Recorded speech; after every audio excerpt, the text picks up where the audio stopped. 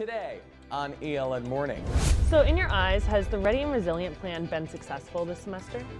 Oh yeah, absolutely. As the fall semester comes to an end, we sat down with University President Connie Book.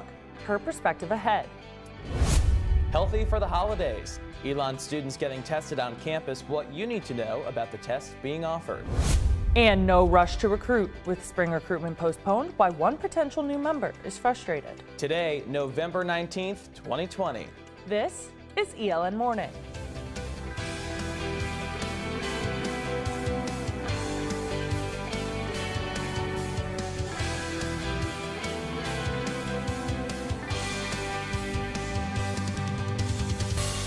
Well, good morning, and thank you so much for joining us for the last ELN Morning of the semester and of 2020. Would you look at that? I'm Baylor Rodman. And I'm Isabella Seaman. New this morning, University President Connie Book providing her thoughts on the university's response to the coronavirus. Book says the university budgeted $5 million for coronavirus-related expenses, with that money just recently running out. I began with asking Book if she views the university's Ready and Resilient plan as successful. Oh yeah, absolutely. I mean, I think that when you look at the work of the committee, it has been a dynamic effort, meaning we're learning every week and having to shift gears, learn something else and shift to another gear.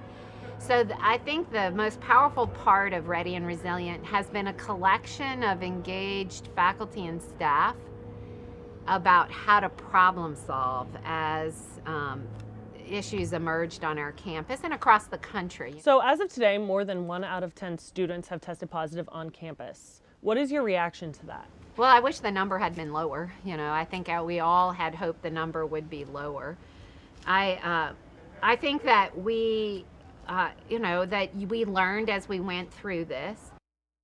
We also spoke about student safety in the Alamance County community. Book says she believes that the county is a safe place for students, despite a convoy driving through campus yelling racist and misogynistic slurs and students being pepper sprayed at a voting march in Graham. I asked if she can promise students safety on campus. Well, I don't believe that's a promise that I can make, that they'll be, that they won't experience what I would refer to as street hate, people driving by and shouting sexist and racist things from their cars. What I can say is that we won't stop working to end that until it's gone. Do you think the election of former Vice President Joe Biden, now President-elect, will help this community? Will it hurt this community? How do you feel like it's going to be on campus? So I think of it very practically in my role as president. So Joe Biden, we saw international enrollment decline over the Trump presidency, and so very hopeful that under the Biden presidency that we can resolve those conflicts around international enrollment, support for DACA students to be able to continue uninterrupted in college. We also know that student loan, the impact of student loans, interest, and hoping for some kind of program to help with student loan and debt relief for college students across the country. I'm a big fan of the community colleges being free for students, and so I think we'll probably see some more traction on that, and first-generation college students. So it's I think lots of potential here for higher education, and I think we can work toward goals to ensure more college attainment across our country. And finally, from the White House to ELN, transparency is key to any presidency. I asked Book if she thinks her administration has been open enough with students. Is there a concern about my transparency? Well, some people have said they're not sure if they can trust the administration enough and have been outspoken about it. So how do you regain trust from those people who feel like they don't have trust anymore? I think trust is critical. I think there's so many things pressing against trust right now. We've got a major health issue. That's why I think transparency is so important about the way we're addressing it. I actually make myself very available to students. You know, I am on campus. I have regular walks and other ways in which I advertise that I'm on the calendar and available to students. And a lot of students take me up on that, and reach out and have coffee or lunches, other opportunities that are regularly. And I learned so much from those conversations. So I really appreciate the back and forth and feedback that students provide. The goal is to be transparent. And to watch our full interview with President Book, visit our website, elonnewsnetwork.com.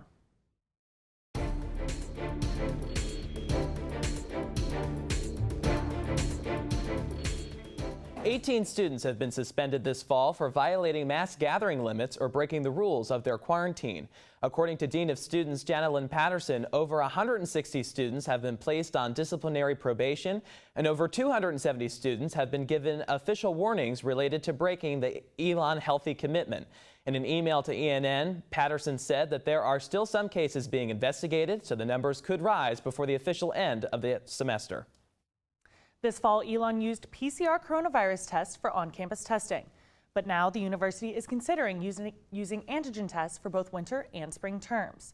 Now there's several differences between these two types of tests. According to the Food and Drug Administration, PCR tests detect the virus's genetic material, while antigen tests detect proteins from the virus to determine if you're positive. PCR test or polymerase chain reaction test are sent to a laboratory away from the testing site for results to be analyzed. Antigen tests usually yield results on site within about an hour. PCR tests are also more accurate than antigen tests, though the FDA considers both, quote, highly specific. In addition to its quick turnaround, antigen tests are generally less expensive than PCR tests. And students are experiencing these rapid antigen coronavirus tests for the first time here on campus. Tomorrow is the last day the school is offering these free tests for students, faculty, and staff before heading home for the end of the semester.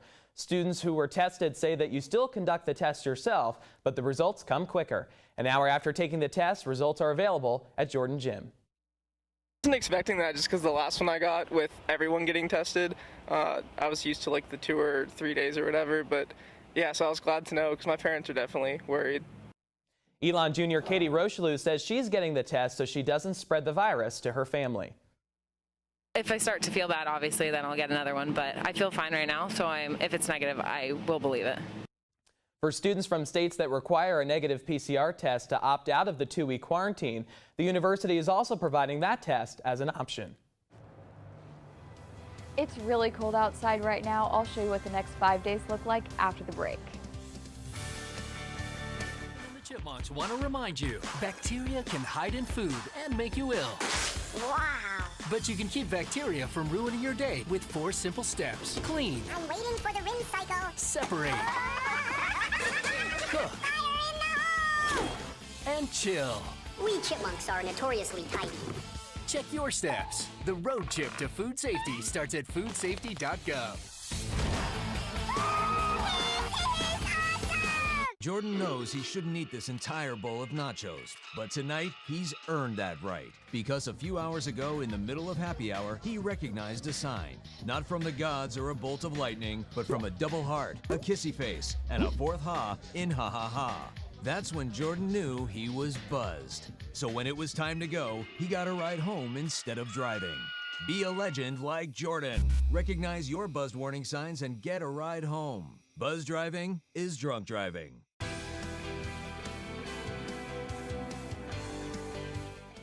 Sorority and fraternity rush is postponed, and an announcement with new dates is not coming anytime soon.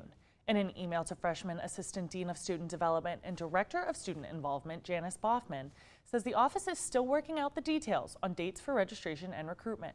The original dates for sorority rush were at the end of January, but that's now the weekend before winter term final exams. Fraternity rush was scheduled for a few weeks later. ELN freshman Sage DiBiase says she's frustrated by the decision. Just expected to meet lots of people, be with people all the time, because obviously you live with them, you are with people in class, you're with people at lunch, you're with people when you live together, everything. And I feel like classes, I'm glad they're in person, but there's no connection. In a letter sent to sorority and fraternity presidents, Vice President for Student Life John Dooley said his team is proud of organization leaders, but feels enforcing coronavirus guidelines has been a challenge. Dooley said the pause on all planning for spring recruitment is to lessen, quote, the tremendous social pressure that accompanies the new member period, among other things. DiBiase says now she's nervous that her spring semester will be too much like this one, and she'll be left feeling anxious to go home. There's nothing social. So, I don't know. I wish they were doing it even if it was online, but I understand why they're not. I just wish there was like more ways to meet people. The Office of Student Life says they hope to provide further rescheduling information in January.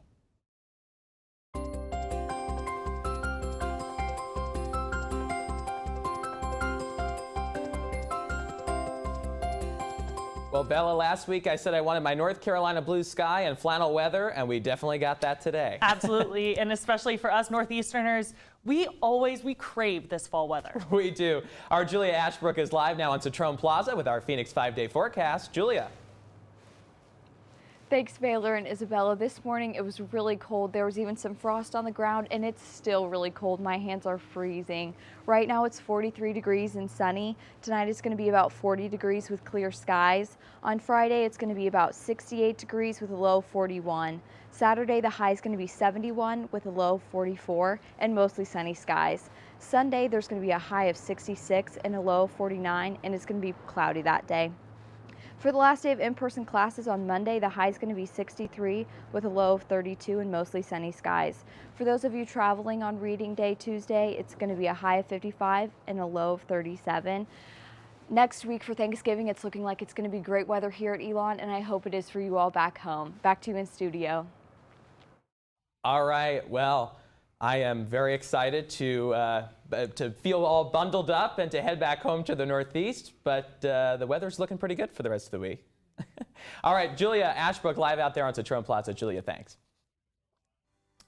And coming up, from student to alumna, what it's like graduating early during the coronavirus pandemic. We're back here in 60 seconds. What are you, superheroes? Just four brothers who hate bullies and love this city.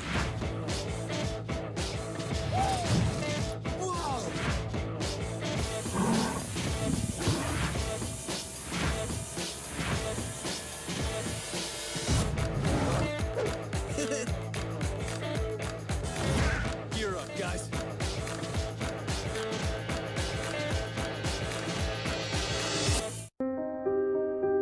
Here's to the things that can keep us safe. Those we use all the time with hardly a thought. Those that are silently standing by to save our lives. And now, those that we carry with us everywhere we go. Many mobile devices will now bring you wireless emergency alerts, real-time information directly from local sources you know and trust. With the unique sound and vibration, you'll be in the know wherever you are.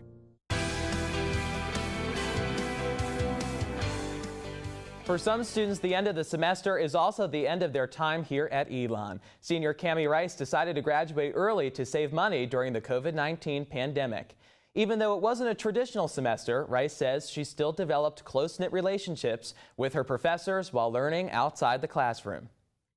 I came in thinking that I was going to be super sad all the time, just that like my lasts were kind of robbed from me, but I do feel like it kind of, I don't know, it taught me to appreciate like the smaller things that I loved about ELN, like my close-knit group of friends.